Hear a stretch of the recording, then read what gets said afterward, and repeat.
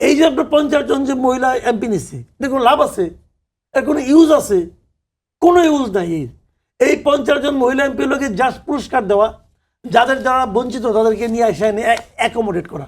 এদের কোনো কাজ নাই, বরঞ্চ প্রত্যেকটা এলাকায় এমপির সঙ্গে তাদের একটু ঝগড়া হবে, মনোমালিন্য হবে, এছাড়া আর কিচ্ছু হবে না।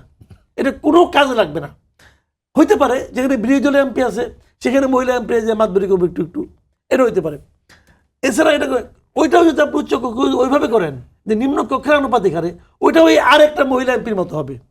এখানে 50 সেট অলঙ্কার, ওখানে হবে 100 সেট অলঙ্কার, আর কিচ্ছু হবে না। এটা করা না করা সমান, বরঞ্চ এটা অপচয়। এটা আপনি কেন করবেন?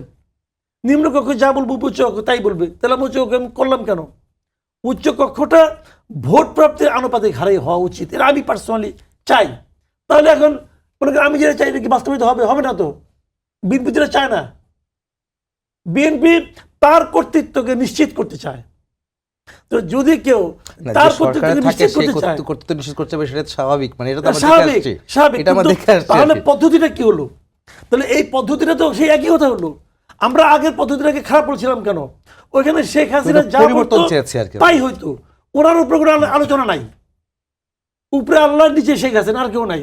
এখন আমি কি উপরে আল্লাহর নিচে তারেক রহমান চাই? আমি চাই না। আমি স্ট্রেট হতে চাই না। তারেক রহমান মেবি খুব ভালো মানুষ, কোনো সন্দেহ নাই, ভালো মানুষ মানলাম। কিন্তু শেখ হাসিনাও 96 সালে ভালো মানুষ ছিল, হজ করে এসছে মানুষ। মানুষ ভালো মানুষ খারাপ হইতে যা যা উপাদান লাগে সেই উপাদান যদি আপনি শাসনতান্ত্রিক পদ্ধতির মধ্যে রাখেন তাহলে বেশিক্ষণ লাগে না ভাই।